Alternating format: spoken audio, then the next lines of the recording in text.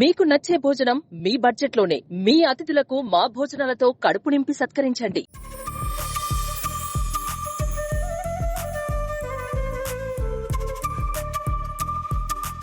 తెలంగాణకు కొంగు బంగారమైన సింగరేణి ముఖ్యమంత్రి చొరవతో వెలుగులు నింపుకొని ముందుకు సాగుతోంది. ఉమ్మడి రాష్ట్ర పాలనలో చీకటిలో మగ్గిన కార్మికుల జీవితాలను నేడు కలకల్లాడుతున్నాయి. సిరుల వేణి సింగరేణి ఉమ్మడి రాష్ట్రంలో విధ్వంసానికి గురైంది. తెలంగాణ ఉద్యమ నేత, కార్మిక పక్షపాతి మన కేసీఆర్ తీసుకున్న నిర్ణయాలు, ప్రకటించిన వరాలతో ప్రస్తుతం సింగరేణి కార్మికుల జీవితాల్లో వెలుగులు నింపుతున్నాయి. అయితే ఈ చీకటి నుంచి వెలుగుల ప్రస్థానం అంతా ఆషామాషిగా ఏం జరగలేదు.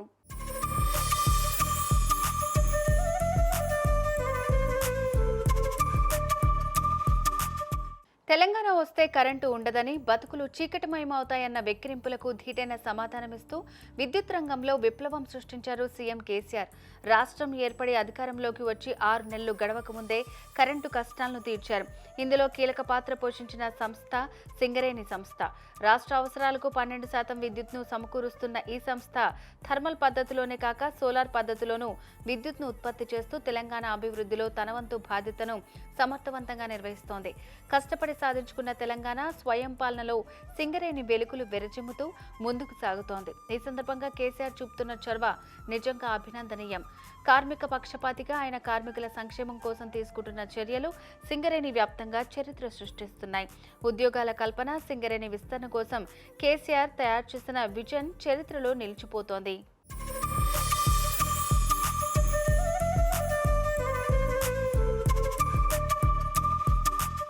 సింగరేణి వ్యాప్తంగా ఉన్న యువతకు అది ఓ కల్పవృక్షంగా నిలుస్తోంది. తెలంగాణ రాష్ట్రం అవతరించిన తర్వాత మన కొలువులు మనకే అనే విధానం ఆచరణలో సాధ్యమవుతోంది.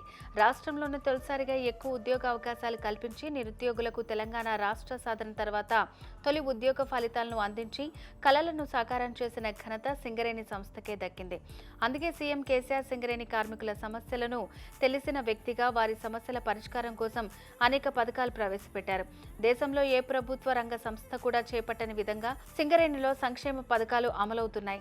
3.5 కోట్ల రూపాయలతో సింగరేణి కార్మికుల కోసం తెలంగాణ ప్రభుత్వం 5 చోట్ల ఆక్సిజన్ ప్లాంట్లు ఏర్పాటు చేసింది. ఉమ్మడి పాలనలో పక్కన పడేసిన కారుణ్య నియామకాలపై ఫైళ్లు దులిపి 12,553 మందికి ఉద్యోగాలు కల్పించారు. 38,000 క్వార్టర్లకు ఏసీ సౌకర్యం కల్పించారు. సింగరేణి కార్మికులు ఎవరైనా సొంతగా ఇల్లు కట్టుకోవాలని అనుకుంటే వారికి 10 లక్షల రూపాయల వరకు వడ్డీ లేని రుణం అందిస్తున్నారు. ఇప్పటి వరకు 5,200 మందికి 52 కోట్ల రూపాయలను కంపెనీ వడ్డీగా చెల్లించింది. చాలా కాలంగా పెండింగ్లో ఉన్న సింగరేణి కార్మికుల పదవీ విరమణ వయస్సును 61 సంవత్సరాలకు పెంచాలని సీఎం కేసీఆర్ నిర్ణయించారు. అంతేకాదు సింగరేణి కోసం మెడికల్ కాలేజ్ కూడా ఏర్పాటు చేయాలని నిర్ణయించారు.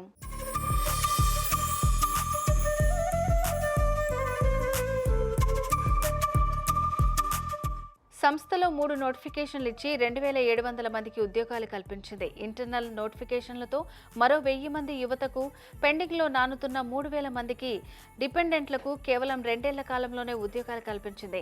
మెడికల్ అన్ఫిట్లో ఉద్యోగం వద్దనుకునే వారికి ఏకమొత్తంగా 25 లక్షల రూపాయల సొమ్ము చెల్లింపు లేదా నెలకు 25,000 చెల్లించాలని కేసీఆర్ తీసుకున్న నిర్ణయం కూడా ఎంతో మంది కార్మికులకు మేలు చేసింది. కేసీఆర్ తీసుకునే ప్రతి నిర్ణయం ఆయన కార్మికుల పక్షపాతి అనే విషయం స్పష్టం చేస్తుంది. తెలంగాణకు గుండెకాయ అయిన సింగరేణి సంస్థను, ఇక్కడి కార్మికులను తాను ఎన్నడూ మర్చిపోనని కేసీఆర్ చెప్తూ ఉంటారు. అదే స్థాయిలో సింగరేణి కార్మికులు సైతం ఆయనను ఏనాడు మర్చిపోలేదు అనడంలో సందేహం లేదు.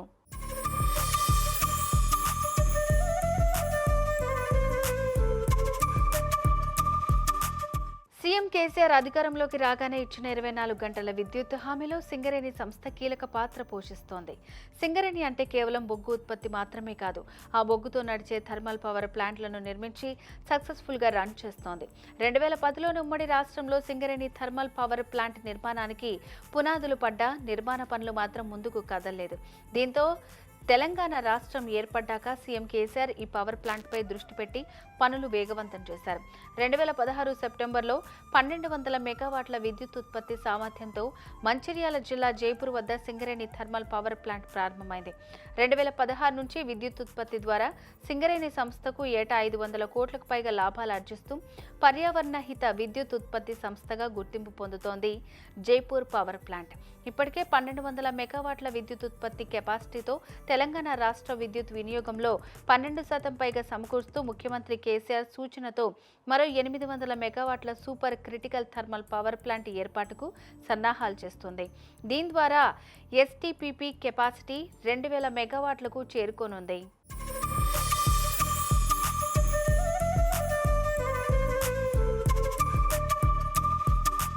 చీకట్లను చీలుస్తూ వెలుగులు పంచే నల్ల బంగారు నేల అయిన సింగరేణి సంస్థ ఏటేటా తన కార్యకలాపాలను విస్తృతం చేసుకుంటూ ఉత్పత్తి, ఉత్పాదకతలో రికార్డులు సృష్టిస్తోంది. తెలంగాణకు మణిహారంగా మారిన సంస్థ ప్రస్తుతం ఎల్లలు దాటి ఇతర రాష్ట్రాలకు విస్తరించింది.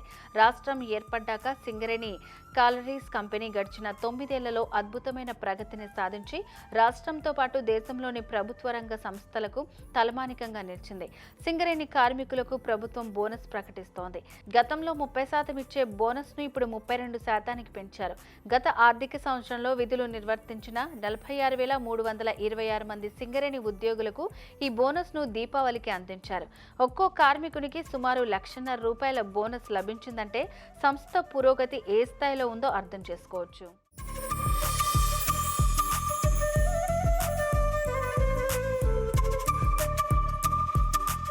ఉమ్మడి పాలకుల తీరుతో ధ్వంసమైన సింగరేణి బతుకుల్లో కొత్త వెలుగులు నింపుతున్న కేసీఆర్ పైన కార్మికులు నాడు తెలంగాణ ఉద్యమంలో కేసీఆర్ మాటనే బాటగా నడిచారు.